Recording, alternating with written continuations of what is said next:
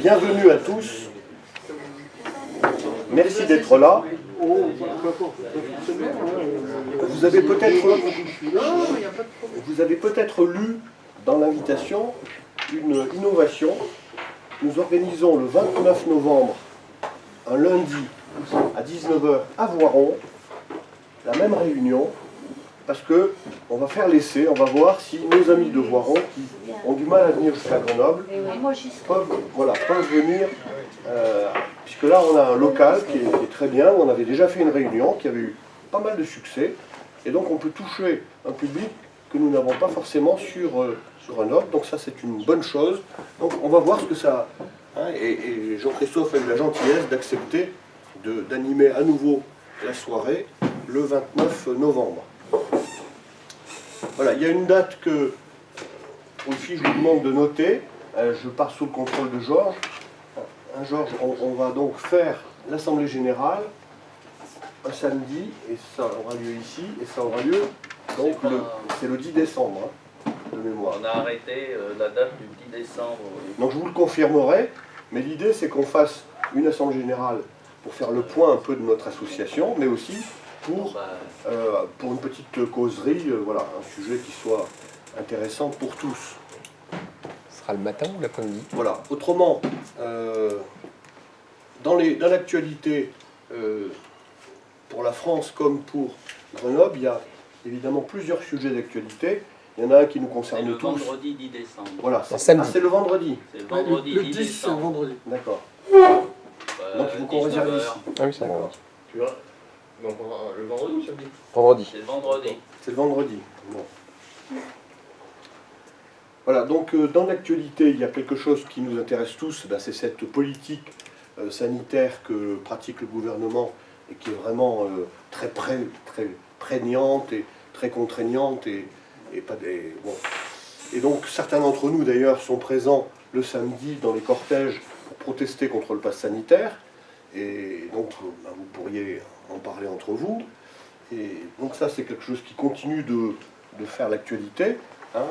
On va écouter demain ce que le président va nous dire après le vote de la loi qui proroge la possibilité d'un pass sanitaire jusqu'à l'été 2022, et on va voir si dans la période électorale qui va commencer, on va être également contraint à présenter les passes sanitaires dans toutes les réunions politiques, les réunions d'information. Ça paraît un peu extravagant, mais bon, on va voir ce qu'il en sortira. L'autre actualité qui est douloureuse, c'est aussi bien ce qui se passe dans l'Église à propos, bien sûr, voilà, des abus et de ce qu'on a pu entendre qui s'est dit à Lourdes dans la bouche de Monseigneur Éric de Moulin-Beaufort, et sur lequel moi j'ai quand même une grave question. C'est que lorsque le président de la Conférence des évêques de France reconnaît une responsabilité institutionnelle, il fait une innovation juridique qui est gravissime. Jamais en droit, dans les pays libres, il n'y avait eu de responsabilité institutionnelle. Ça n'existe pas. Il n'y a que dans les pays communistes, dans les pays totalitaires, qu'il y a des responsabilités institutionnelles. Donc c'est très grave parce que c'est la main dans un engrenage qui peut nous emmener très très loin, en droit français, en droit romain. Bonjour Étienne. Bonjour. Bonjour. Il n'y a de responsabilité que personnelle, personne morale ou personne privée, mais il n'y a pas de responsabilité institutionnelle. C'est quelque chose qui n'existe pas. Donc là, innovation, ils reconnaissent, et ça on n'en perçoit pas tout à fait les conséquences, mais ça va être très grave, et notamment pour l'Église. Donc je pense que je ne sais pas si, pourtant je le connais bien, le Père Éric, mais je ne sais pas si c'est entouré des bons conseils, mais reconnaître ça, c'est se tirer une balle dans le pied de manière vraiment... Et puis localement, vous savez, puisque certains d'entre vous font partie de la communauté Saint-André, vous savez toutes les difficultés que la communauté de Saint-André et de Notre-Dame de Lille, Notre-Dame à Vienne vivent depuis la mise en œuvre du nouveau motu proprio. Donc vous savez que cette période est donc difficile, puisque quelque chose qui est douloureux pour cette communauté. Et donc, voilà, donc je voulais l'évoquer simplement au début de cette réunion pour dire que n'oublions pas tous nos amis et tous ceux d'entre vous qui en font partie et qui sont dans la souffrance à cause de ce qui se passe sur ce sujet-là. Voilà. Alors Jean-Christophe, merci d'avoir accepté de nous emmener dans des sujets plus matériels, plus... Voilà. Et donc nous t'écoutons. Eh bien, bonsoir. Merci d'avoir décidé d'assister à cette conférence et je suis sensible à votre présence puisqu'il y avait d'autres débats ce soir pour désigner d'autres candidats. Et donc, on va aborder un thème qui était quasi absent depuis 20-25 ans des débats politiques, puisque je fais la transition avec notre actualité brûlante, et qui, au cours de l'été dernier, a repris forme. Je veux donc parler de l'inflation. Alors, la moyenne d'âge est relativement importante, donc tout le monde a un souvenir de l'inflation, mais il y a quelques jeunes que je salue particulièrement présents parmi nous. Ils n'ont pas connu l'inflation. Vous n'avez pas de souvenir de ce phénomène. Donc je vais essayer de l'évoquer, alors plus tourné vers l'avenir que vers le passé. Mais en tout cas, dans toutes les chroniques économiques, dans tous les ouvrages de recherche, etc., eh bien, la thématique était quasi absente jusqu'en 2021. Et depuis quelques mois, elle est réapparue. Et pour passer des recherches académiques d'un côté à des aspects beaucoup plus triviaux, vous vous en êtes aperçu. Si vous faites plein d'essence, si vous êtes avec une chaudière au gaz, si vous êtes raccordé au courant électrique, alors peut-être que vous n'avez pas encore eu les factures, mais vous allez voir les vagues de hausse. Donc oui, l'inflation, elle est de retour. Alors l'inflation, c'est bien entendu un thème très économique, mais pour lui donner une autre dimension, je rappellerai quand même qu'elle a toujours été présente dans l'histoire et qu'elle a eu des conséquences particulièrement marquantes. On pourrait évoquer, c'est pas tout à fait qu'inflationniste, puisque ça a eu un autre côté financier, purement financier, la responsabilité de là où dans la, comment dirais-je, montée du rejet de la royauté à cause de la faillite de son système. Et puis, bien entendu, le plus grand scandale historique des assignats sous la Révolution qui a, je dirais, ruiné la première phase de la République. Plus près de nous, et le cercle algérianiste a consacré une conférence au traité de Versailles, et bien plus près de nous, je ne sais pas si le conférencier a eu le temps de l'aborder, mais une des conséquences de l'application du traité de Versailles pour l'Allemagne a été une hyperinflation dont on considère que c'est une des principales causes de la montée du nazisme. Donc comme vous le voyez, à travers le 18e, à travers la fin du 18e, début et fin du 18e, au 20e, l'inflation a eu une fonction historique qui dépasse sur tous les points le seul cadre purement économique. Alors je serai très économiste ce soir, mais tout cela pour bien cadrer l'importance que peut avoir ce type de phénomène. Alors l'inflation, c'est effectivement surtout ses conséquences qui sont importantes, parce que le phénomène lui-même, il est assez subtil.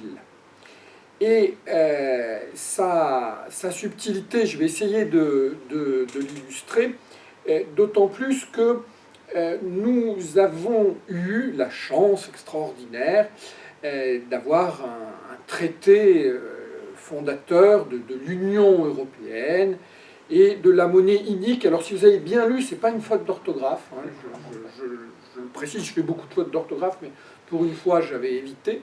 Donc, et cette monnaie unique nous a apporté le bonheur, hein, c'est incontestable, et surtout la fin de l'inflation. C'était le package, hein, c'était l'annonce qui avait été faite, qui avait été défendue, qui en partie s'est révélée exacte, hein, je l'évoquais en introduction en remerciant les jeunes présents.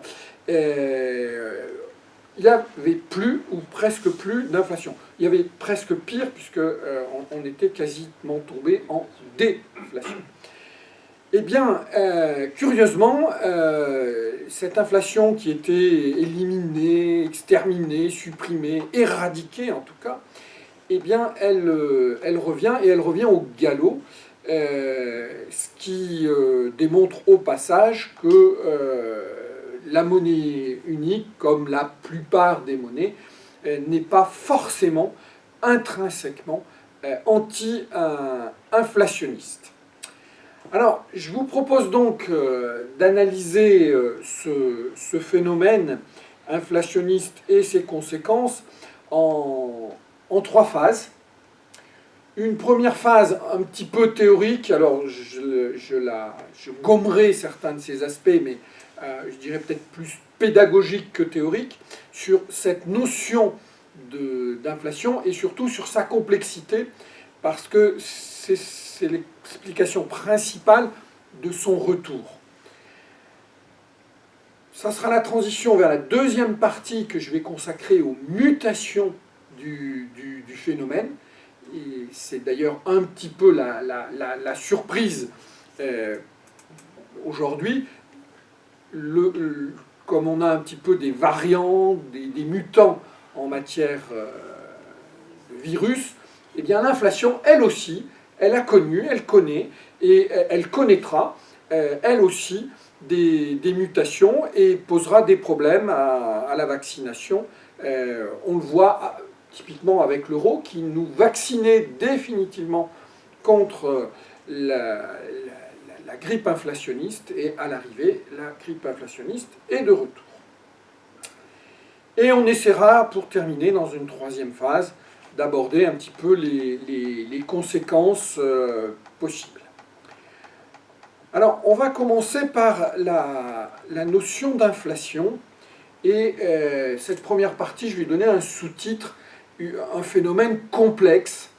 Et donc, n'hésitez pas à m'interrompre. J'ai déjà abordé ce thème au camp Maxime Delsarte cet été, et j'étais enthousiasmé par ce camp. La première fois où j'avais été dans la Loire, c'était en 2013, et je dirais que dans cette salle, tous les jeunes auraient pu rentrer. Cette année, il y avait, je sais pas, 300, 400, 500 personnes. C'était une véritable ruche. Les questions sont venues de partout, ça a été interactif, etc. J'ai perdu le fil de ma conférence, ça rebondissait, c'était un vrai match de ping-pong. Donc je vous en prie, si vous avez des questions, si je suis trop abstrait, ou que je fais des lapsus, ou que je m'embrouille un peu, c'était le matin au camp Maxime Delsarte. Là c'est le soir, et donc moi aussi je commence à avoir beaucoup de cheveux blancs, donc vous n'hésitez pas. Alors, le phénomène d'inflation, le premier théoricien qui l'a abordé, c'est Nicolas d'Oresme. Nicolas d'Oresme, c'était l'évêque de Lisieux. Alors, c'est intéressant à plus d'un titre, parce que son approche dans des textes écrits, dans des textes qui ont été transmis, elle révèle qu'il n'y avait pratiquement aucune étude économique avant cette période. Les premières études économiques vont commencer dans les siècles qui vont suivre. Mais il s'est quand même penché sur la question parce qu'il y a eu un phénomène. Je vais vous donner quelques citations et vous allez voir que ces citations, qui ont donc 7 siècles environ, eh bien, elles s'appliquent un petit peu à notre situation actuelle, ce qui montre d'une part la permanence du phénomène et la permanence de l'environnement politique qui joue dessus. Donc, Guido Hülsmann, un économiste actuel, considère que c'est quelque part le premier économiste, en tout cas c'est le premier à avoir écrit sur des thématiques purement économiques. Et donc dans son traité sur l'origine, la nature, le droit et les mutations des monnaies, Nicolas d'Oresme met ainsi en évidence l'apparition de l'inflation que provoque, et là j'ouvre les guillemets, cette mutation monétaire et ses conséquences inutiles sur le niveau des échanges. Il constate par contre que les gouvernants sont les grands gagnants de ces manipulations, ce qui explique la fréquence de cette pratique. Je cite à nouveau Nicolas d'Oresme. « Il me semble que la cause première et dernière pour laquelle le prince veut s'emparer du pouvoir de muer les monnaies, c'est le gain ou profit qu'il peut en avoir, car autrement, c'est sans raison qu'il ferait des mutations si nombreuses et si considérables. » Alors, toute petite précision, et je ne rentrerai pas dans les détails parce que ce n'est pas l'objet, mais les écrits de Nicolas d'Oresme correspondent à une analyse de ce qui s'est passé sous le règne de... Qui a beaucoup joué sur la valeur des monnaies ? Philippe IV le Bel. Hein. C'est à la suite des actions de Philippe IV le Bel qu'il constate le phénomène inflationniste, il réfléchit à cette question et il va écrire dessus. Donc vous voyez que le phénomène d'inflation, il est relativement ancien et on va le retrouver, je donnais en introduction deux, trois exemples beaucoup plus récents du phénomène en question. Donc je vous laisserai méditer sur les comparaisons qu'on pourrait faire avec la manipulation des monnaies auxquelles nous avons assisté il n'y a pas si longtemps que cela, nous concernant, et sur leurs conséquences en matière inflationniste plus tard. Alors, le mot inflation, il a une origine médicale. Il vient des premiers médecins, qui ont employé le terme pour désigner le fait qu'il y avait quelque chose qui enflait, qu'il y avait une enflure à la suite d'une maladie, à la suite d'une infection. Et le terme va donc être repris par les économistes pour désigner le phénomène, en gros, d'augmentation des prix. On verra qu'on confond souvent la principale conséquence avec la réalité du phénomène. Et c'est là la base de la complexité concernant l'inflation. Parce que on confond la principale conséquence, qui n'est pas toujours la seule conséquence, c'est-à-dire la hausse des prix, avec la réalité du phénomène. Et c'est un petit peu là-dessus que je vais orienter la thématique pour que vous compreniez le phénomène en question. Alors, j'ai fait un petit schéma purement pédagogique que je vais essayer de commenter et d'expliquer. Alors, je n'ai pas choisi le bon feutre, il est un petit peu usé, donc je ne sais pas si vous verrez bien au fond mon schéma. Donc, ici, j'ai représenté une colonne qui va matérialiser la masse monétaire en circulation. Qu'est-ce que c'est que la masse monétaire en circulation? C'est l'ensemble des moyens de paiement, c'est la monnaie, qui représente dans notre système la demande. C'est ce avec quoi nous achetons. En face, nous avons les biens et services disponibles, c'est-à-dire l'offre. L'inflation, c'est lorsqu'il y a un écart en valeur entre les deux colonnes. Et, pour être très précis, quand la masse monétaire est en quantité supérieure, strictement supérieure, aux biens et services disponibles. Donc, quand il y a une différence, eh bien, nous avons affaire à l'inflation. Alors, on va voir que le phénomène se traduit généralement, mais pas uniquement, c'est là le piège, par une hausse des prix. On mélange la notion de hausse des prix avec la notion d'inflation. L'inflation, c'est un déséquilibre entre l'offre et la demande. Dans la majorité des cas,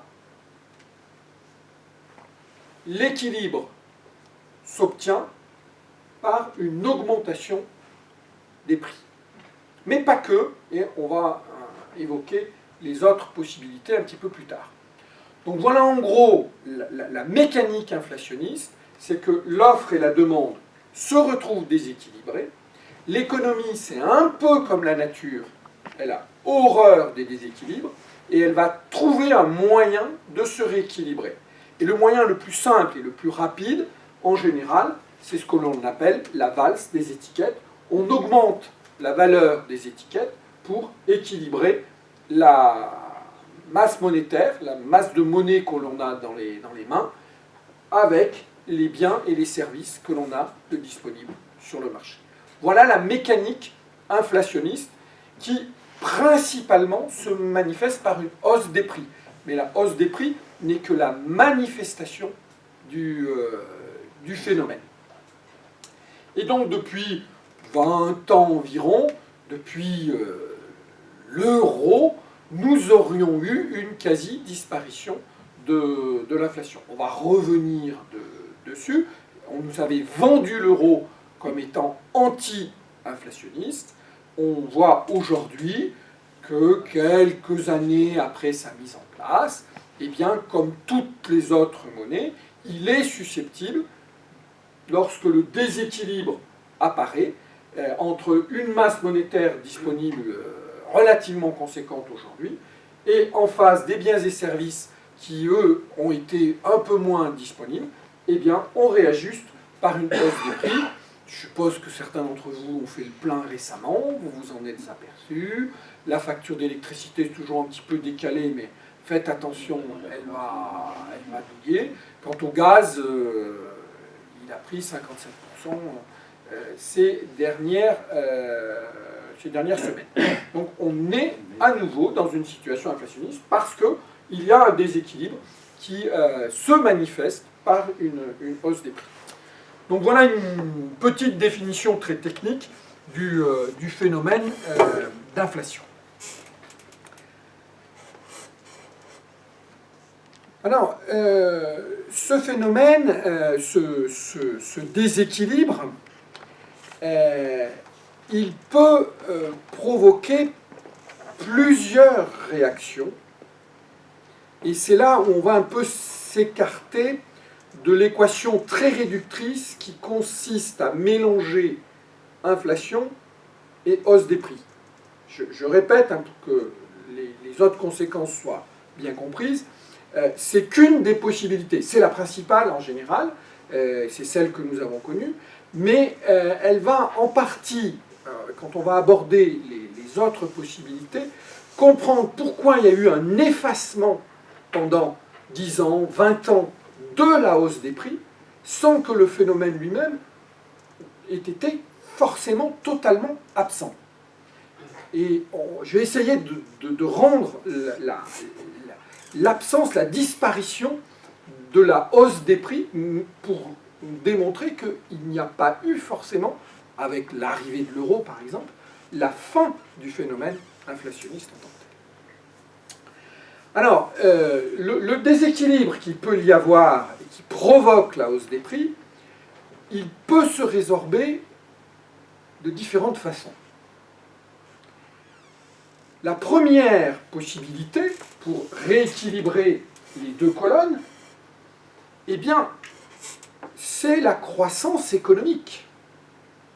C'est-à-dire que si on produit plus de biens et de services, eh bien, on rétablit l'équilibre qui provoque le phénomène inflationniste.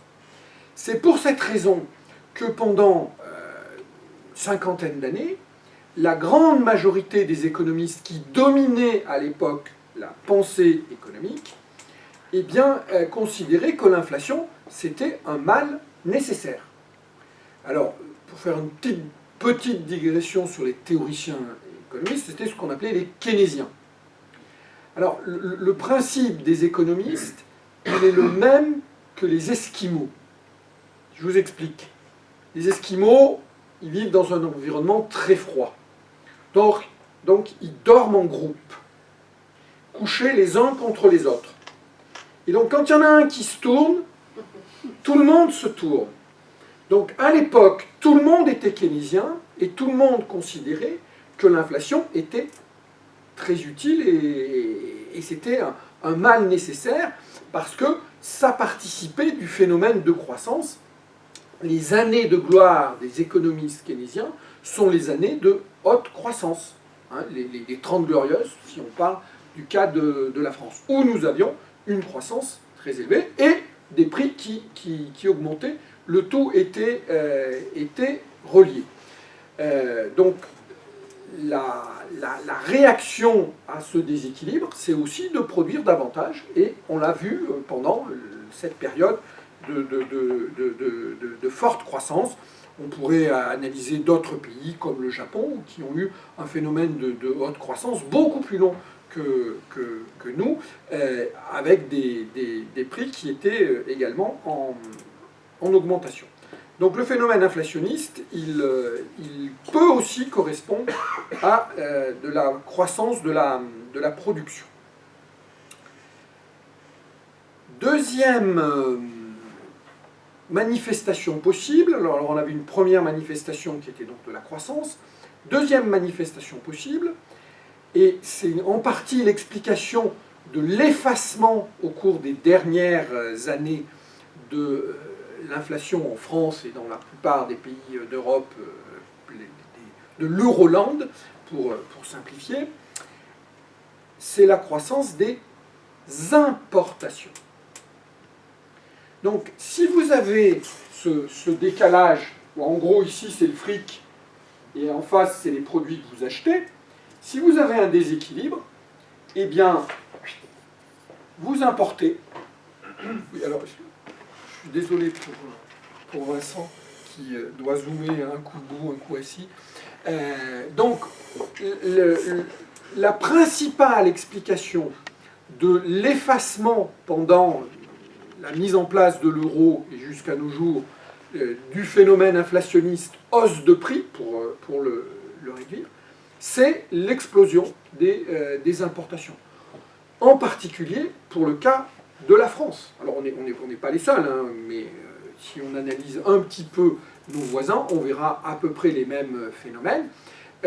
Si on observe la balance commerciale française, depuis en gros les années 2000, elle est dans le rouge, et là où nous avions une dizaine de secteurs où nous étions exportateurs nets, eh bien aujourd'hui il n'y en a plus que 4, et la branche automobile par exemple est devenue ultra déficitaire. Et ce n'est pas la seule. Donc les importations sont un moyen de corriger le phénomène inflationniste. Autre possibilité de corriger de rééquilibrer les deux colonnes pour digérer le phénomène inflationniste, c'est la constitution de réserves d'épargne. Si une partie de la masse monétaire est mise de côté, le déséquilibre se réduit. Et c'est un petit peu ce qui s'est passé pendant la phase Covid. La phase Covid, à force d'être confiné, à force de craindre de devoir sortir, surtout dans un hypermarché, eh bien, la consommation s'est réduite d'elle-même. Et aujourd'hui, comme par hasard, la sortie plus ou moins progressive de cet état de confinement, eh bien, débloque les fonds, d'autant plus qu'il y a les fonds courants, les fonds habituels, la masse monétaire habituelle, plus la masse monétaire qui a été sortie du circuit, qui a été épargnée de force. Alors, on a énormément de chiffres, je crois qu'on est, d'après la Banque de France, à environ 130 milliards d'euros d'épargnés de force, en quelque sorte. Ces 130 milliards, ils reviennent dans le circuit, et ils reviennent brutalement. Donc, d'un seul coup, ils créent un déséquilibre, et ils participent au retour de l'inflation que j'évoquais. Et ce phénomène il est pratiquement pas possible de le rééquilibrer, puisque le retour de balancier est brutal et sera que momentané. Il y a eu 130 milliards qui ont été mis de côté, et ils reviennent assez rapidement, et ce sera un épiphénomène. Donc du coup, pour réguler, il n'y a que la possibilité d'augmenter les prix qui est actuellement en train de se produire. Autre phénomène qui lui aussi est particulièrement actuel, c'est l'apparition de bulles spéculatives. Donc toutes les époques ont eu leurs bulles spéculatives, et nous, il y en a une dont on parle beaucoup, mais pas sous le bon angle à mon avis, c'est la multiplication des crypto-monnaies.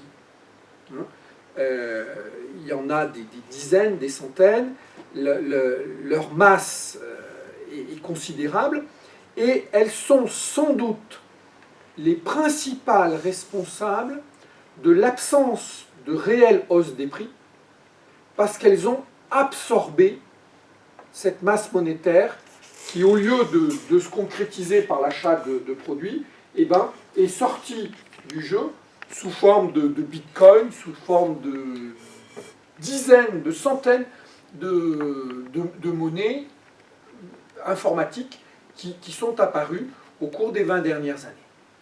Et ceci constitue une énorme réserve qui commence à basculer.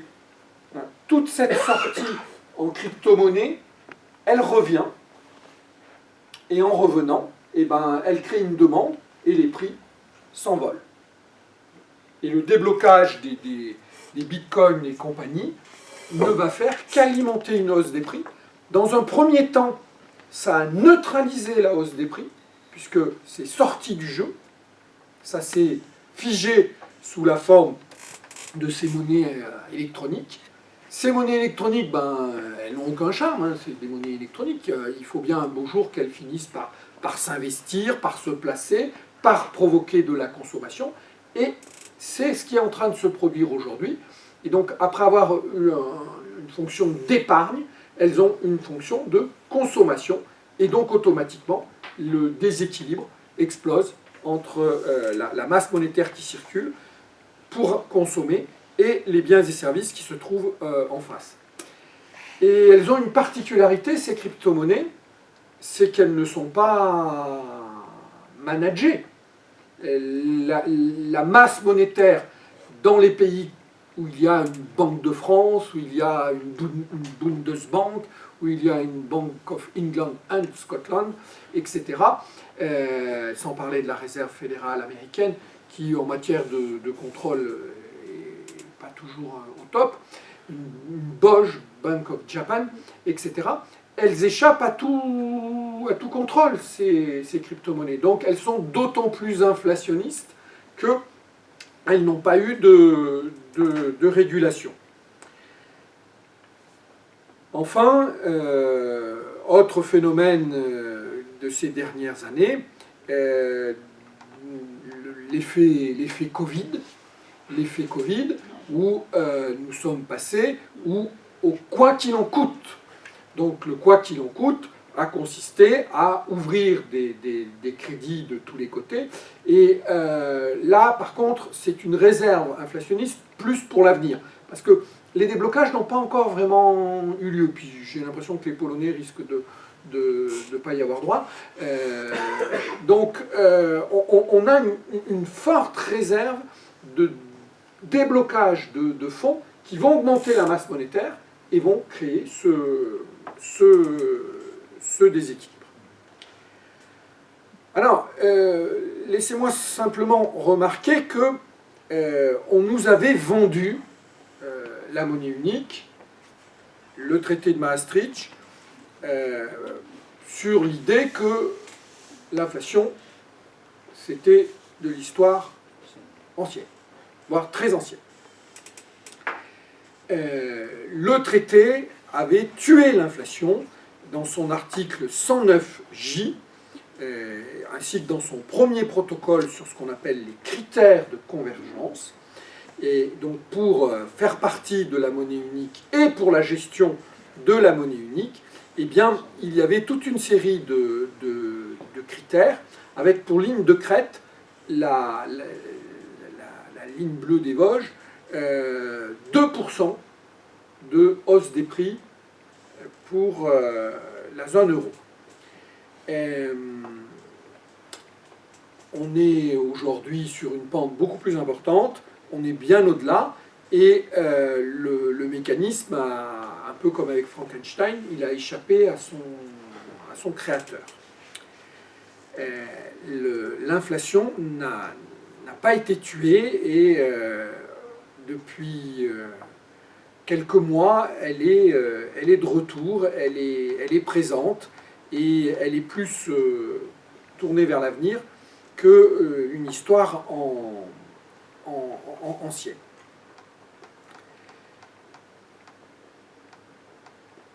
On va évoquer justement, dans une deuxième phase, les mutations de cette inflation et ses nouvelles manifestations.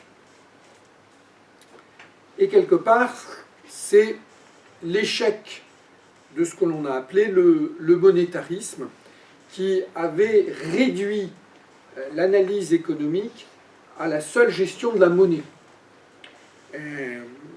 Alors que les plus anciens des économistes expliquaient que la monnaie n'était qu'un voile sur la réalité économique, à la limite c'était qu'un indicateur qui permettait de mesurer l'offre et la demande, eh bien, eux avaient inversé l'approche et ils estimaient que tout devait être géré à partir de la seule gestion de la monnaie.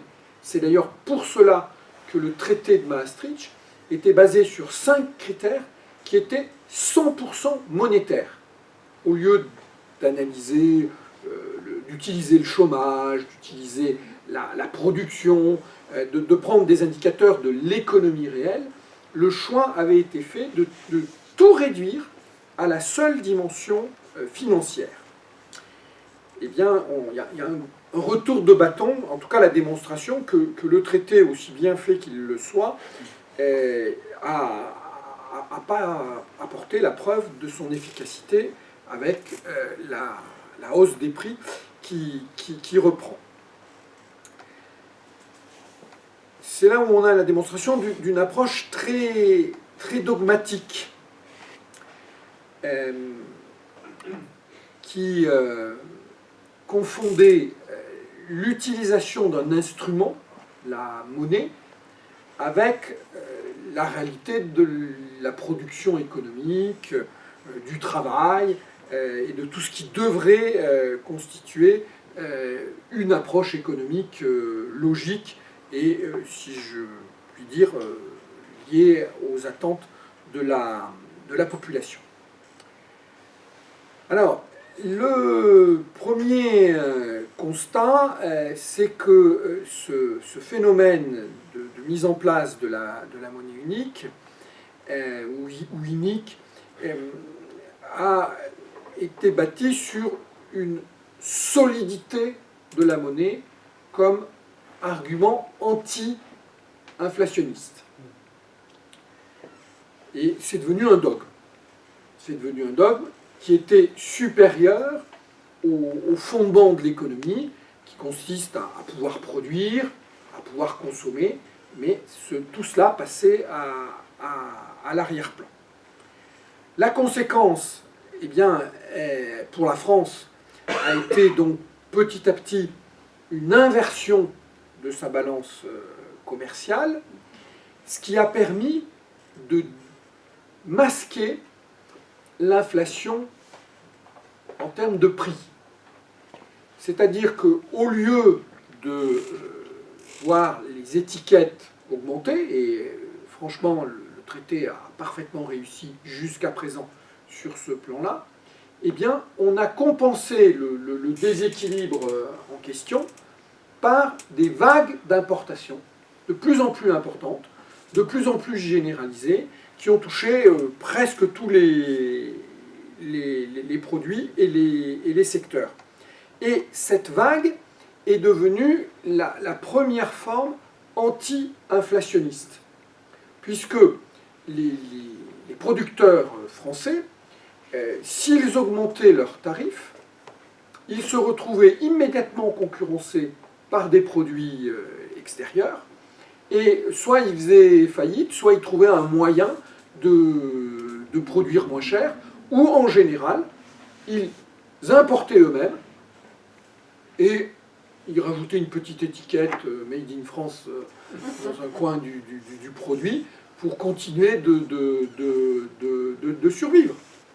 Si on analyse nos industriels les uns après les autres, la plupart ont importé pour rester sur place. Ouais. Du coup, une des conséquences directes de cette inflation réelle qui ne s'est pas vue dans les prix, c'est l'augmentation du chômage. Alors, la conséquence est non seulement l'augmentation du chômage, mais sans doute quelque chose qui est peut-être plus grave et qui est directement responsable de l'inflation actuelle, et cette fois-ci sous forme de hausse des prix, c'est que on a perdu du savoir-faire. Désindustrialisation. On a eu une désindustrialisation, et au moment où, pour les raisons liées au Covid et compagnie, on se retrouve un peu plus isolé, soit on n'a plus le savoir-faire, soit le temps de reconstruire une industrie correspondant à la demande, eh bien les délais seraient trop longs, et du coup le marché se réajuste par une hausse des prix.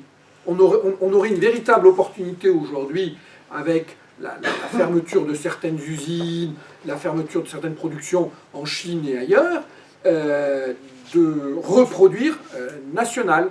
Mais le savoir-faire a disparu, les ouvriers ont été licenciés, ont été dégagés en pré-retraite, etc. Les ingénieurs sont partis travailler à l'étranger. Et donc, toute cette capacité de réagir vertueusement, c'est-à-dire d'augmenter la production au lieu d'augmenter les étiquettes, n'est plus possible. Donc le réajustement se fait en ce moment par les prix. C'est pour ça que cela revient. On est dans ce scénario. Alors, il y a toujours quelques petites exceptions, hein. L'aéronautique, on a réussi jusqu'à présent à garder du savoir-faire, donc on a, cocorico, une balance positive. L'agroalimentaire, grâce au pinard, on s'en sort pas trop mal, et jusqu'à ce que le Bordeaux et le Bourgogne ne soient pas victimes du réchauffement climatique, on aura des climats qui seront demandé et recherché. La pharmacie, on n'est pas trop mauvais pour l'instant, et la chimie. Si on y rajoute le luxe, on a fait le tour des seuls domaines où nous sommes compétitifs. La liste est réduite. Si je peux me permettre un exemple, Oui. c'est le gouvernement français qui, ces derniers temps, là, a décidé d'équiper ses soldats avec des pulls fabriqués en Chine plutôt que dans le Tarn, Voilà. qui était historiquement le fabricant des pulls pour l'armée française. Alors ça a été révélé fausse, hein, cette information. Ah, c'est faux finalement? D'accord, bah tant mieux. Il y a une correction, le ministère de la Défense A démenti. a démenti. C'est pas une preuve. Et les entreprises, non, les entreprises sélectionnées ont confirmé. Ah d'accord. Ils ont été bien payés pour ça. Tant mieux. Est-ce que tu vas parler plus loin de la hausse des salaires? Alors, le deuxième tour, je vais parler du deuxième tour. Oui, je crois que j'en parle du deuxième tour. Je ne sais plus où, mais j'en parle. Donc voilà pour le cadre général qui n'a fait que s'aggraver avec une conséquence qui est relativement lourde, c'est la perte de savoir-faire. C'est-à-dire que la durée du phénomène d'ouverture des frontières pour éviter l'inflation, si je puis dire, a été en partie une perte de savoir-faire qui fait qu'aujourd'hui, où on a eu, grâce au Covid, une opportunité de renationaliser une partie des productions, eh bien, quand on commence à chercher les capacités, les mains qui ont l'ouvrage incluse dans leur corps, eh ben on ne les a pas. On les a pas, et du coup, le réajustement se fait par les prix. Si on ne peut pas proposer le produit, celui qui le vend et qui s'aperçoit que l'étal est déjà vide, eh ben, il réassort avec des étiquettes plus élevées. Donc voilà pourquoi souvent on confond hausse des prix et inflation lorsqu'il n'y a pas la production en face. Or aujourd'hui, on a plus de difficultés à produire. On l'a vu au moment des masques. D'un seul coup, il fallait des masques. Le prix des masques a été divisé par 30 en quelques mois parce que il n'y avait aucun savoir-faire et aucune capacité productive au départ. Donc la loi de l'offre et de la demande faisait que les prix étaient très très très élevés.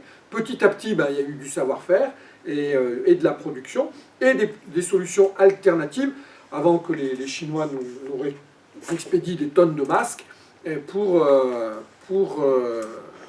entre guillemets, nous dissimuler la face devant le phénomène. Alors, avant Maastricht, le phénomène inflationniste déstabilisait la monnaie. Et du coup, fréquemment, il y avait une dévaluation à cause de l'inflation qui régnait. Et cette dévaluation rendait à nouveau compétitives les entreprises nationales. Depuis l'adhésion au traité, depuis l'entrée dans la phase d'adhésion au traité, l'évaluation est impossible. Donc la dernière fois, c'était en avril 87.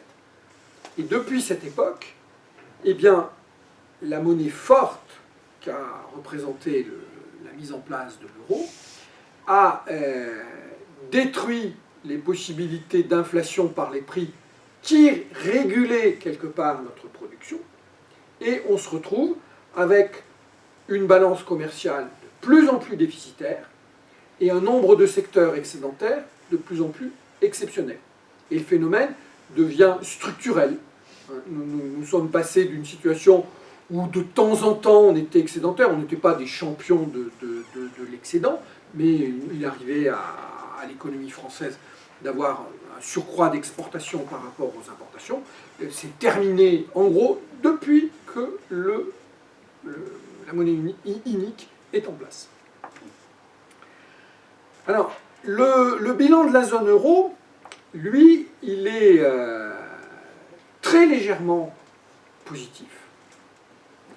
Mais cette vision globale est très partagé. C'est-à-dire qu'il y a 4 pays qui cumulent la quasi-totalité des excédents pour équilibrer les autres membres. L'Autriche, la Finlande, les Pays-Bas et l'Allemagne cumulent tous les excédents à eux seuls. Et tous les autres, alors l'Italie, elle est rééquilibrée au niveau industriel.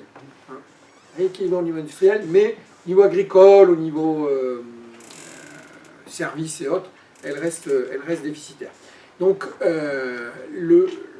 l'euro est donc renforcé par ce léger suréquilibre, mais aux dépens d'un déficit de plus en plus important pour tout le reste de la zone. Donc cet équilibre jusqu'à présent a empêché, cet équilibre plus, a empêché toute dévaluation. Quand on était à l'époque du franc, une situation déséquilibrée de notre commerce extérieur nous aurait amené à dévaluer la monnaie et donc à garder de la compétitivité prix pour nos produits. Aujourd'hui, c'est plus possible. La seule compétitivité possible pour l'économie, pour toute économie membre de l'euro, c'est la compétitivité sur la qualité du produit. Donc c'est pour ça qu'au niveau français, ça ne se concentre plus sur les 4 domaines que j'ai cités tout à l'heure, les grands vins, les avions, la chimie de pointe et le luxe. Tout le reste, on n'est pas compétitif et donc on est appelé petit à petit soit à délocaliser, soit à fermer boutique. Alors, le déficit commercial, vous avez donc compris que c'est une des principales manifestations du phénomène inflationniste. C'est une façon artificielle de combler le risque d'inflation. Hein, c'est-à-dire qu'on évite que les prix montent en important. Voilà la solution. C'est une solution de très très court terme, puisque en important, on perd du savoir-faire productif, et on perd des emplois, et on s'amenuise petit à petit. Alors, ce phénomène d'inflation masquée, puisque au lieu d'être une inflation hausse de prix, pendant les années qui précèdent la mise en place de la monnaie unique, l'indice des prix était un des principaux indicateurs qui était commenté, qui était analysé, qui était reproché aux dirigeants, etc. Et il y avait une véritable pression dessus, sur le plan politique en particulier. Aujourd'hui, jusqu'à il y a quelques mois, on n'en parlait plus du tout de l'inflation, il n'y avait plus aucune pression dessus.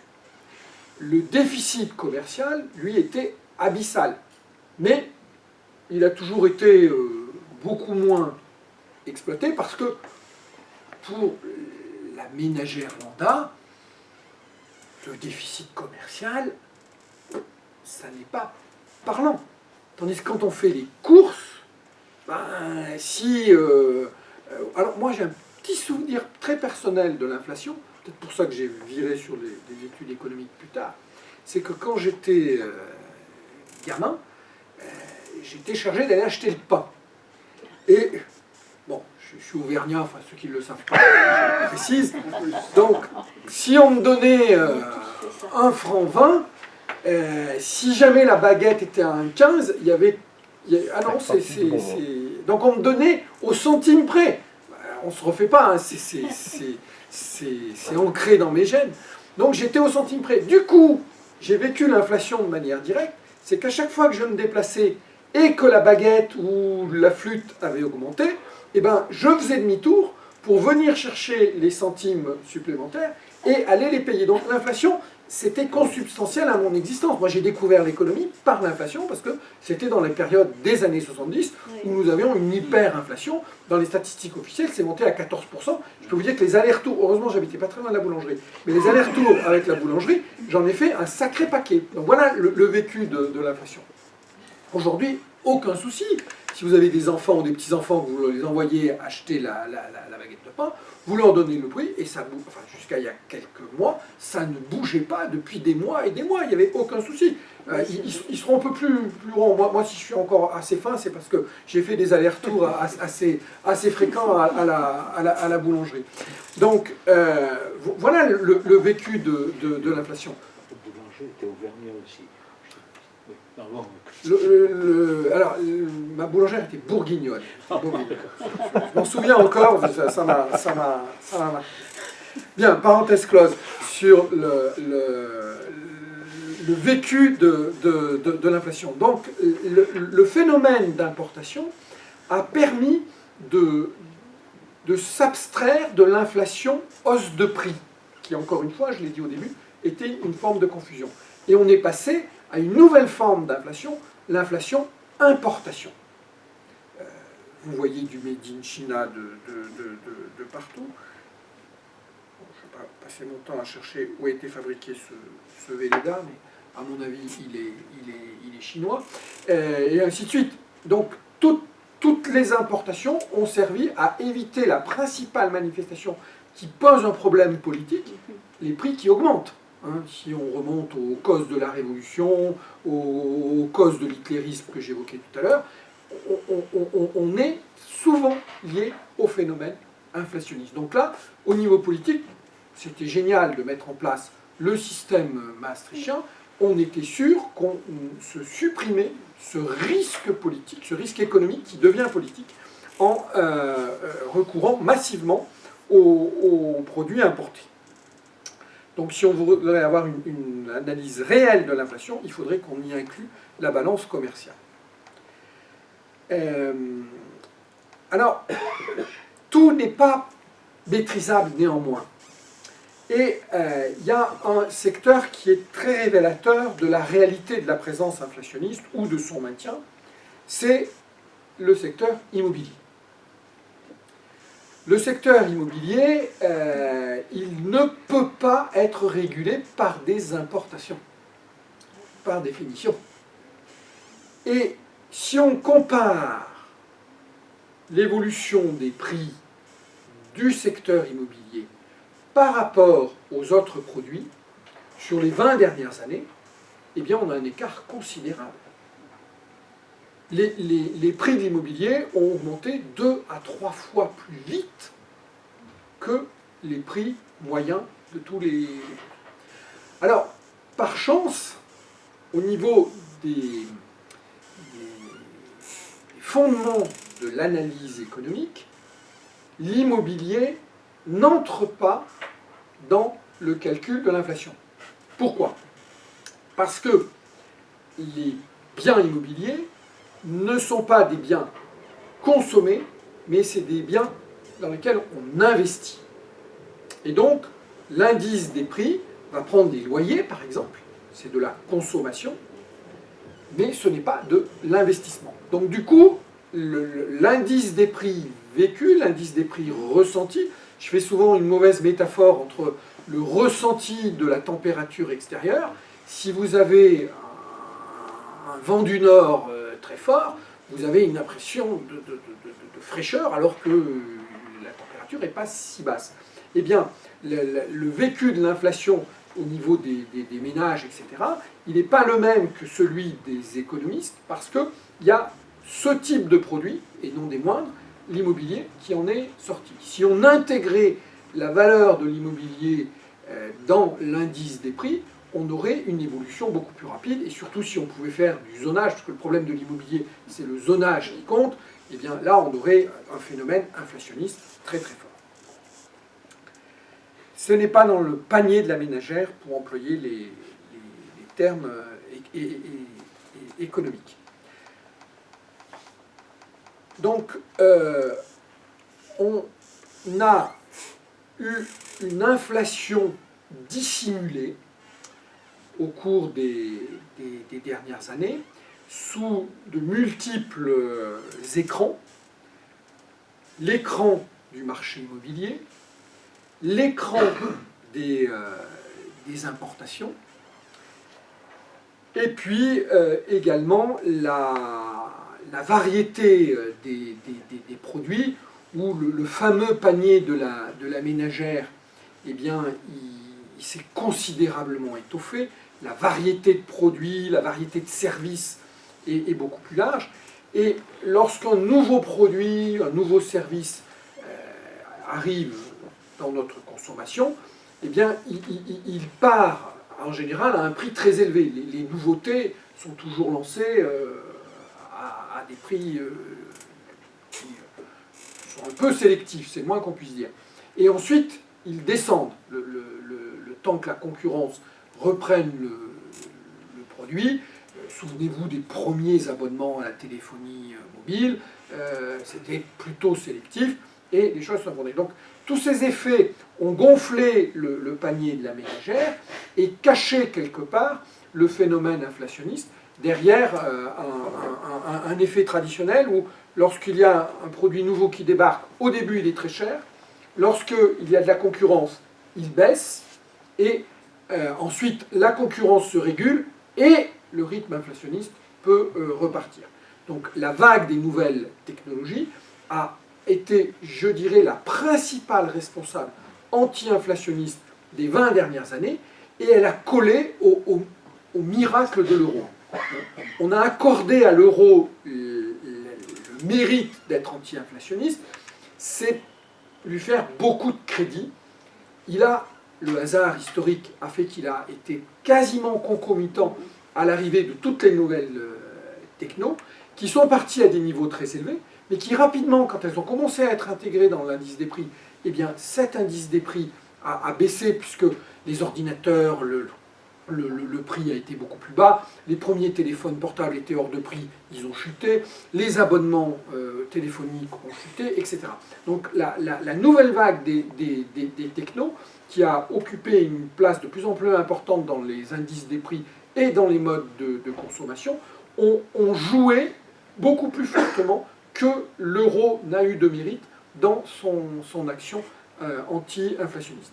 Alors, je ne dirais pas qu'on a digéré ces vagues de nouvelles technologies, mais elles ont atteint une certaine maturité, et pour l'instant, il n'y a pas une nouvelle vague absolument révolutionnaire, et donc du coup, les prix peuvent à nouveau un peu repartir. L'effet anti-inflationniste des NTIC est sans doute derrière nous. Il y aura de futures vagues, il y aura à nouveau de nouvelles chutes de prix grâce à de nouvelles technologies, mais on est plutôt en fin de cycle sur ce point-là. C'est pour ça que l'inflation revient. Alors, pour passer à la troisième partie, l'inflation, un phénomène aux conséquences dangereuses. Je ne vais pas revenir sur les phases historiques. Je mentionnais tout à l'heure l'inflation de l'entre-deux-guerres en Allemagne. J'ai mentionné les phases de la Révolution qui, sur le plan inflationniste, sont exactement concomitantes aux phases de terreur. Plus la terreur était absolue, plus l'inflation était forte.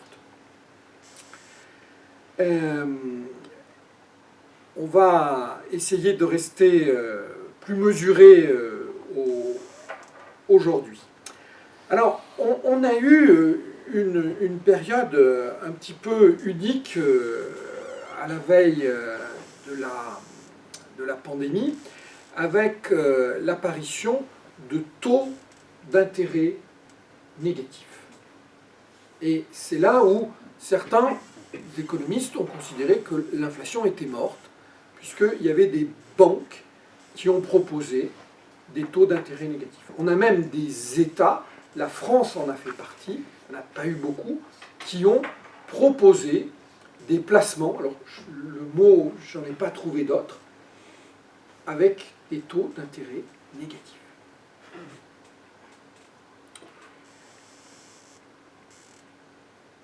Pourquoi ? Parce que l'inflation avait officiellement disparu, en tout cas sous sa forme principale de hausse des prix. Au moment de la mise en place des premiers confinements, il y a même eu la vente de barils de pétrole à prix négatif. C'est une aberration. Alors, quand on étudie précisément ce qui s'est passé, on comprend l'aberration, mais c'est une aberration. Le problème du pétrole, alors je ne suis pas du tout ingénieur pétrolier, donc s'il y a quelqu'un de plus compétent que moi, il n'hésite pas à intervenir. Hein. Mais quand on fore, ben, ça sort.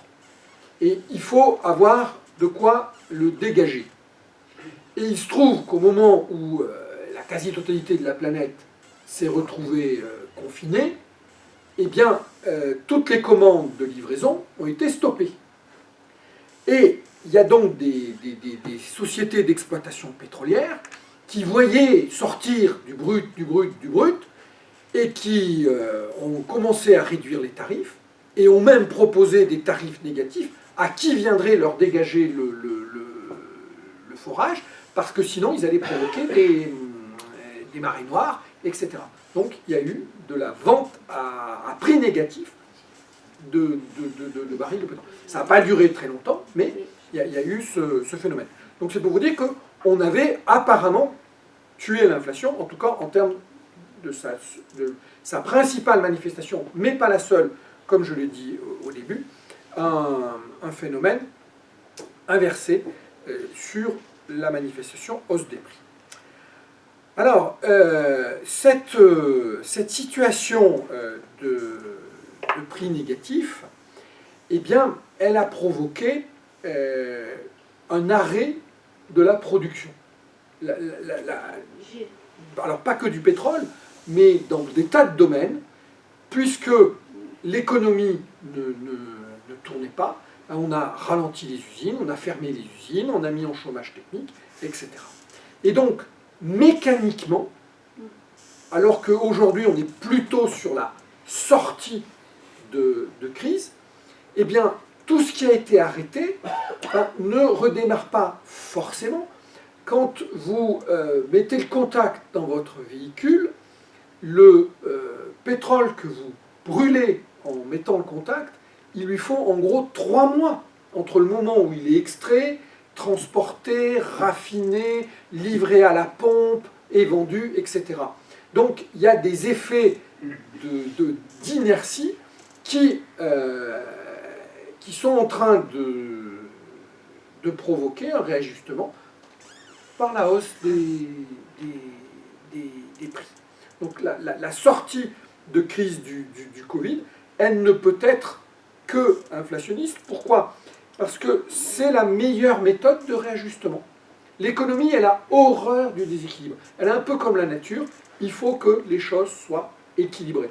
Il faut que les deux colonnes de mon schéma, d'un côté ce avec quoi on paye, de l'autre ce que l'on achète, eh bien, soient équilibrées d'une façon ou d'une autre. Donc soit c'est par la production, soit c'est par la monnaie, par les prix, que les choses se rééquilibrent. Et donc, une sortie de crise après des coups d'arrêt aussi importants que la gestion du Covid a provoqué, ne peut être qu'inflationniste. Donc il y a plusieurs mécanismes qui expliquent ce retour brutal. J'ai expliqué le mécanisme productif, on a arrêté, et avant de redémarrer, il faut du temps, ne serait-ce que sur le pétrole, il faut en gros 3 mois. Le deuxième phénomène qui explique ce retour de l'inflation, c'est que tout le monde, en gros, a fait de ce que l'on a appelé du quoi qu'il en coûte, c'est-à-dire que les vannes ont été ouvertes. Aux États-Unis, ils sont passés à 14% de déficit budgétaire. La norme européenne, qui n'est pas respectée, mais qui est la norme de Maastricht, c'est 3% du PIB. Les USA sont montés à 14% de déficit budgétaire. Et la planète entière a fonctionné de la même façon. Ce qui veut dire qu'en gros, qu'il y a une masse monétaire énorme qui a été déversée. Et nous, en particulier en Europe, on a non seulement les États qui ont ouvert les vannes, mais on a l'Union européenne. Alors, l'Union européenne, juridiquement, c'est une fiction. Elle n'existe pas. Et là, pour faire face au Covid, elle a eu le droit, bien que n'ayant pas d'existence, en tant qu'organisme international, à emprunter pour déverser 750 milliards d'euros, qui sont devant nous, hein. C'est pas derrière nous, c'est à peine amorcé. Bon, les Polonais n'auront pas droit, il faut bien qu'il y ait un Polac de service. De toute façon, ils ne sont pas dans l'euro, donc on va les jeter. Sans doute les Hongrois, mais bon, ils sont en train de s'assagir, donc bon, peut-être qu'ils auront droit. Mais cette manne financière va augmenter considérablement la masse monétaire en circulation. Et à l'échelle mondiale, on est un peu dans la même situation. C'est la fameuse devise du quoi qu'il en coûte qui se transforme en plan.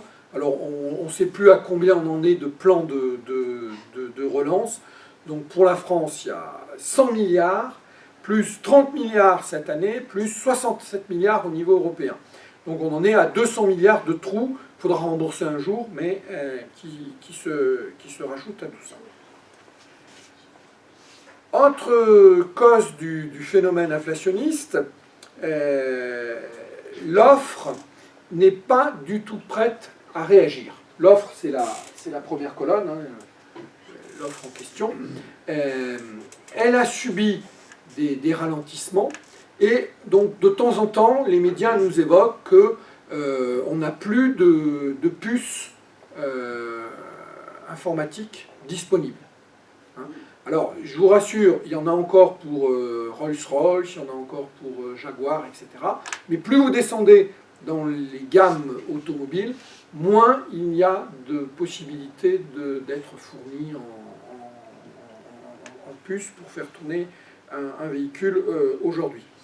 Donc du coup, cet écart entre le besoin de véhicules, pour ne citer que cet exemple, et la réalité productive des véhicules va se réajuster par les prix. Donc il y a un effet de manque qui nous ramène à l'inflation d'origine, et les prix vont reprendre.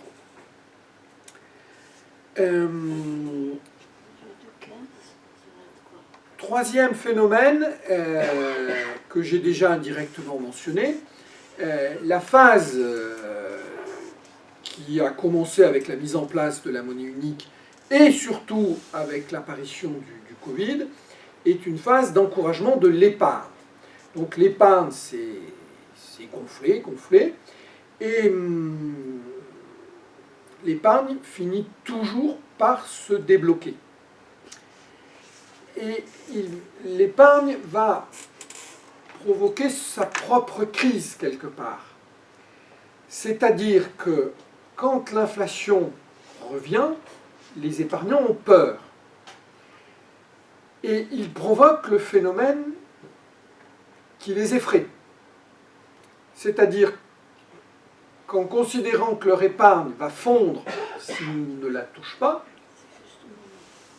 ils vont la débloquer et provoquer le phénomène de hausse de prix qu'ils craignaient. Il y aura une autoréalisation du déblocage de cette épargne qui, par définition, est indépendante de la production et en est même éloignée et n'est pas vraiment régulée. La rareté de certains produits va donc s'accentuer, et la rareté, elle est toujours compensée par des prix qui dérivent. Plusieurs conséquences auront donc lieu. Les prix, j'en ai parlé. La perte de pouvoir d'achat, et c'est là où quelqu'un m'avait posé une question sur les salaires. Donc, y aura-t-il ce que les économistes surnomment un deuxième tour? C'est-à-dire que l'inflation, elle est très négative si c'est une inflation à un tour. C'est-à-dire qu'il n'y a que les prix qui augmentent. Si c'est une inflation à deux tours, c'est-à-dire que les salaires suivent, finalement le phénomène, en moyenne, se neutralise, sauf s'il s'emballe. Ça, c'est un autre enjeu. Alors, l'inflation à deux tours, c'est en gros celle que nous avons vécue jusqu'à la mise en place du marché commun, ou du marché unique. C'est-à-dire que les prix augmentaient, mais les salaires augmentaient, alors les deux se poussaient, mais en gros ils se neutralisaient. Et économiquement, c'était ce qu'on a appelé les 30 glorieuses. À partir du moment où on intègre le marché unique, si vous augmentez les prix, vous n'êtes plus compétitif. Et si vous augmentez les salaires, vos coûts ne sont plus compétitifs. Donc pour pratiquer le marché unique, on a donc bloqué les salaires pour rester compétitif. Et donc là, aujourd'hui, à l'heure de la mondialisation, c'est plus le marché unique, hein, c'est la mondialisation. Si l'économie française bénéficie d'un deuxième tour, c'est-à-dire d'une hausse des salaires, quelle en sera la répercussion sur la compétitivité de nos produits? Est-ce que ce sera jouable à une échelle internationale? Alors la réponse n'est pas forcément négative, parce que le seul avantage du Covid, c'est qu'il a réaligné les cycles économiques. Toutes les horloges sont à peu près à la même heure, ce qui n'est jamais arrivé dans l'histoire économique. Et donc du coup, aujourd'hui, toutes les économies sont un petit peu dans la même situation, où la hausse des prix va sans doute créer des pressions qui vont forcer à augmenter les salaires, et donc, je suis toujours en fond optimiste, on peut peut-être ne pas être isolé à augmenter nos salaires. Et donc, c'est peut-être une possibilité de ce réajustement où les salaires ne devraient pas être oubliés comme ils l'ont été depuis la phase maastrichtienne de la gestion monétaire.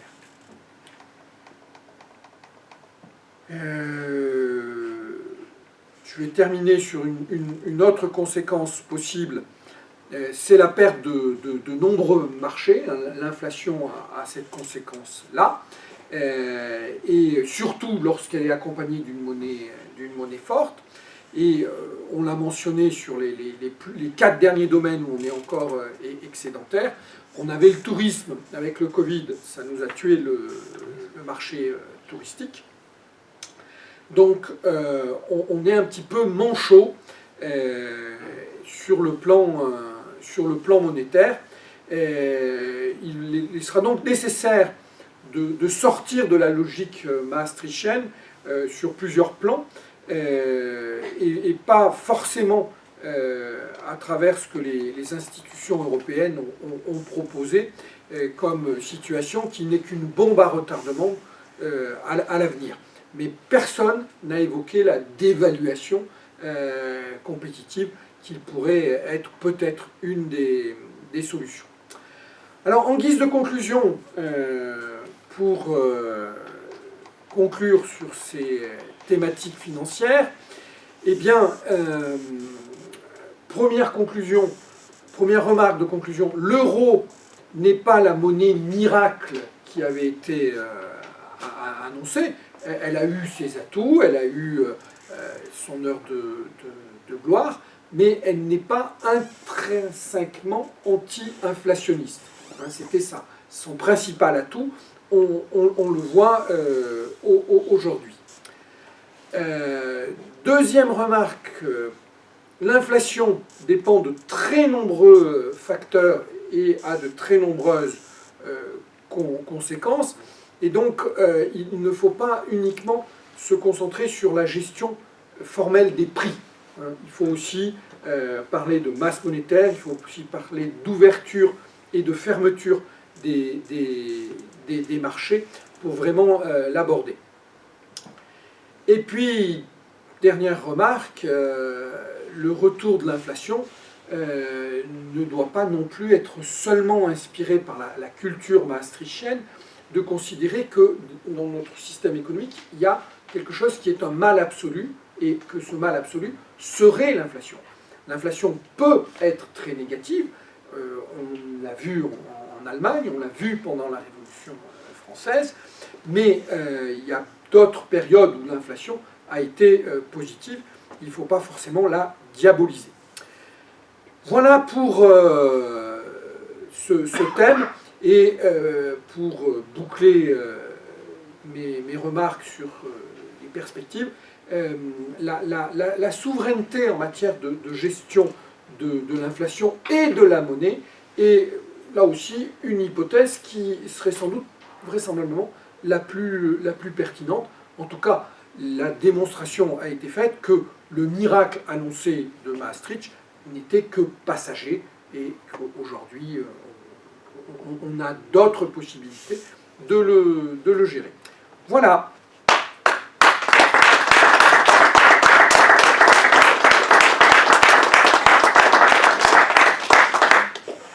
Y a-t-il des questions?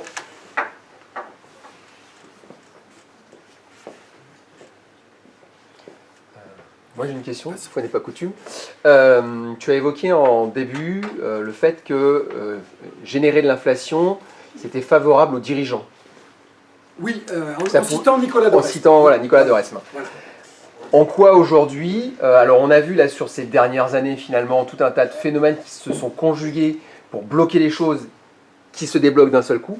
En quoi aujourd'hui justement ça peut être favorable ou pas aux dirigeants le fait d'avoir cette inflation qui se mette en place. Alors, la citation d'Oresme est très datée, hein, donc elle se rattache à l'analyse de la gestion économique du règne de Philippe IV le Bel, qui a beaucoup joué sur la valeur de la monnaie, en particulier de l'or, pour, entre guillemets, s'enrichir et enrichir le royaume. Je suis un grand défenseur de Philippe IV le Bel. J'espère bien. Voilà. Il y a eu une utilité que critique Nicolas de Resme, mais qui, dans une analyse plus globale, serait peut-être à fortement nuancée.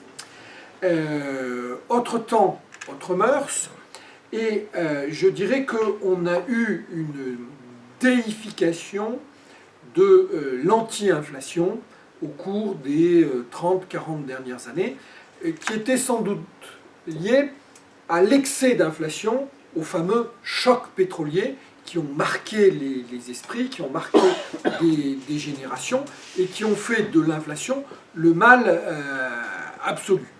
Et il y a eu une vision de ce que devait être la gestion économique comme étant très anti-inflationniste, au point de devenir un dogme absolu qui, comme tous les dogmes en matière économique, quittait le sens des réalités. Il faut beaucoup plus de pragmatisme. Donc, il y a eu un intérêt à mettre en place ces mécanismes-là, je pense, sur un plan purement politique. C'est-à-dire que l'inflation est un des phénomènes économiques les plus mal vécus, puisque je vous ai donné ma petite expérience personnelle où je n'ai pas arrêté de courir pour aller faire les cours. J'ai vécu l'inflation au sens physique du terme. Donc à travers la métaphore, c'est ce que l'on voit, c'est ce que l'on ressent. Et on pourrait faire un parallèle avec la météorologie que j'ai vaguement évoquée, c'est qu'on a une impression d'inflation qui est toujours décalée par rapport aux statistiques. Parce que on voit ce qu'on achète et l'inflation elle est analysée sur un niveau moyen. Si dans nos achats, si on fait souvent le plein, eh ben, on constate que ça augmente bien plus vite que son propre revenu. Donc l'inflation, c'est quelque chose avec lequel il y a un vécu très, très intime. Donc, pour les gestionnaires, l'idée a été de dire, mais si on supprime l'inflation, on n'aura plus cette angoisse de rester sur place, parce qu'ils n'auront plus l'impression que d'être victimes de ces hausses de prix, et ainsi de suite. Donc, il y a eu une focalisation sur l'inflation pour garder la place, en quelque sorte. Et on l'a quasiment tué. Ce qui est très très dangereux, c'est beaucoup plus dangereux la déflation que l'inflation.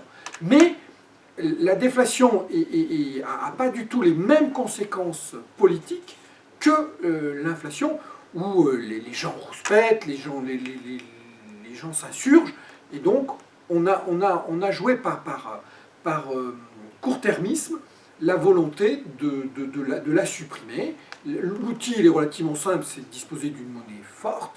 On a donc transféré, pour qu'on n'ait plus de décision politique, à une autorité supranationale qui gère le système. Et globalement, on peut considérer que oui, ils ont réussi, ils ont plus ou moins éradiqué le phénomène, et donc dédouaner les politiques de cette surcharge et de ce risque de perdre la place. Moi, je répondrai essentiellement comme ça à cette évolution. Il y a une bonne nouvelle dans ce que tu nous dis, c'est que si on a un phénomène inflationniste qui se met en place, qu'on va vivre, et qu'on a d'ailleurs déjà commencé à vivre, quelque part, on va les mettre dehors, ceux qui ont profité de la chose pendant tant d'années. Alors là, on bascule de l'économique au politique. L'économique a souvent été à la racine des comment dirais-je, des renversements. Si on analyse les causes de la révolution et de la plupart des grands phénomènes politiques, il y a en partie une racine économique. Il y a, pour nuancer ma réponse, un décalage fréquent entre le ressenti et la réalité économique. C'est pour ça que j'ai fait une petite comparaison avec le ressenti météorologique quand le vent souffle. Si c'est un vent du nord, on a une impression de froidure très forte, alors que la température n'est pas si négative que ça. Donc, je dirais que par rapport au ressenti d'inflation, on est encore très tôt. La thématique que j'évoque, je l'avais préparée et je l'ai évoquée au mois d'août avec le camp d'action française. À l'époque, c'était que dans les chroniques économiques que le phénomène était évoqué. Il y a toujours un grand décalage entre le ressenti et la réalité. Donc tant que le ressenti n'est pas fort, et je dirais qu'en matière économique, il y a souvent 2 ans de décalage entre la compréhension populaire de la réalité. Oui. Non, c'est pas une question, mais si j'ai bien, pour peu que j'ai bien compris la question de Vincent, je pense qu'il y aurait au moins un intérêt pour les dirigeants à ce qu'il y ait de l'inflation. Ça serait une façon facile de rembourser la dette. Absolument. Par définition, absolument. Une inflation de 10% par an, ça résorbe de 10% absolument. Le montant de la dette, quels que soient les États. Exactement. À mon avis, si ce n'était pas le seul, c'est au moins un gros intérêt. Et on a en gros remboursé la dette de toutes les 30 glorieuses et autres par les phénomènes d'inflation de l'époque. Et aujourd'hui, la dette qui a explosé, pour la rembourser objectivement, il faut un phénomène inflationniste. Donc ça a aussi cette utilité. Est-ce que le fait que la monnaie matérielle disparaît et qu'on a une monnaie qui n'est plus que électronique, par carte bleue, etc., est-ce que aussi ça ne contribue pas à faire perdre aux gens le sens de la vraie hausse des prix? Et alors, c'est très difficile à l'apprécier, mais on a, à travers toute l'histoire de la monnaie, une dématérialisation de plus en plus poussée. Et en parallèle, on a le phénomène inflationniste, où, en gros, la dématérialisation s'accompagne d'un phénomène inflationniste. J'ai dû dire... non, c'est bon. Non, c'est carré. Ok. J'avais peur d'avoir fait un lapsus. Donc, ça, c'est indéniable. Et le phénomène va effectivement s'amplifier. On a eu, parmi les thématiques de la dernière présidentielle, la mise en place d'une allocation permanente et qui alimente la masse monétaire. On a cette tentation de transformer la monnaie en simple outil sans en mesurer les grandes conséquences qui finissent toujours par réapparaître.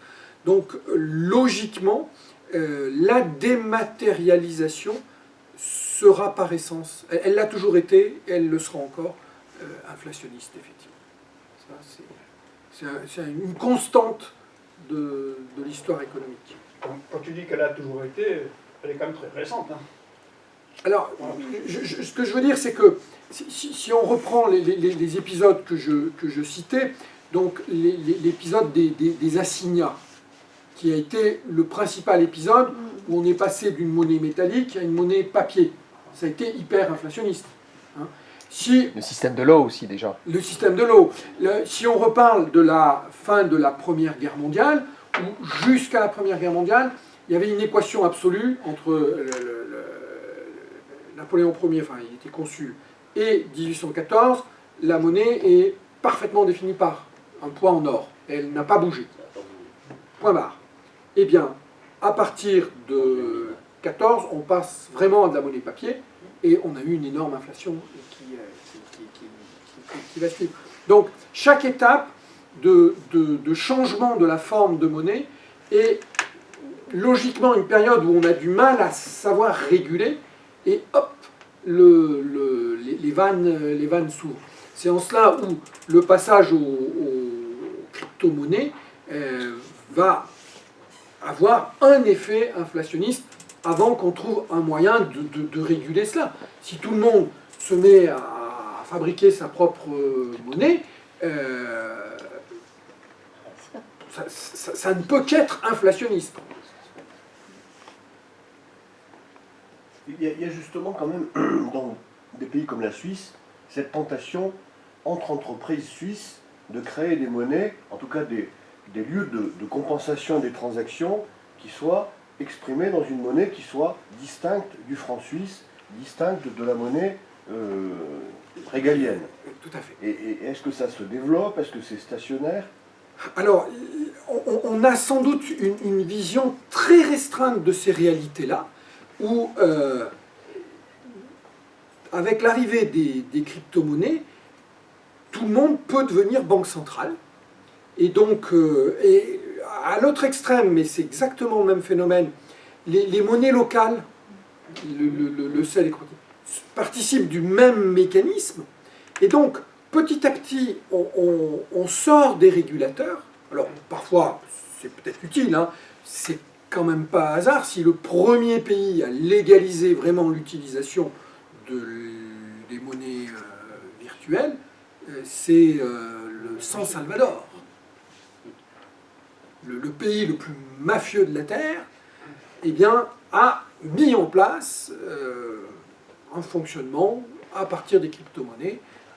Il y a l'État de Delaware aux États-Unis quand même. Alors, après, quand on rentre dans les détails, il y a plein d'endroits où, curieusement, on s'aperçoit que souvent, alors il y a plusieurs degrés de mafieux, hein. Le mafieux san salvadorien, je préfère pas trop le croiser.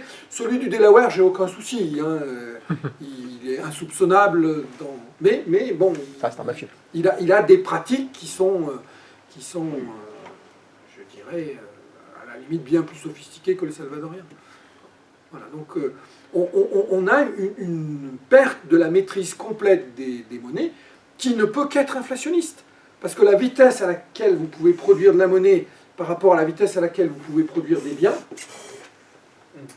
eh bien, se déséquilibre automatiquement. Chaque phénomène d'inflation et d'hyperinflation a toujours été lié à un moment où le système de masse monétaire est exponentiel. Les assignats en sont la plus grande des démonstrations. Le Reichsmark de la fin du début plutôt de la République de Weimar en sont un autre exemple. Quand on commence à ne plus mettre en adéquation les deux piliers de la vie économique, eh ben, en général, on crée un déséquilibre phénoménal. Merci Jean-Christophe. On va peut-être boire un coup.